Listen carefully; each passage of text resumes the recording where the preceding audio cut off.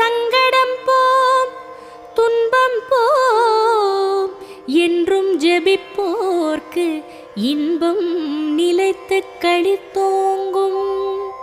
சகலமும் கை சேரும் சர்வசக்தி அருள் ஸ்ரீ துர்க்கை கவசந்தனை அசுரர் குலம் தீர்த்து சமரம் புரிந்த துர்க்கை என்னை பரமே கதி.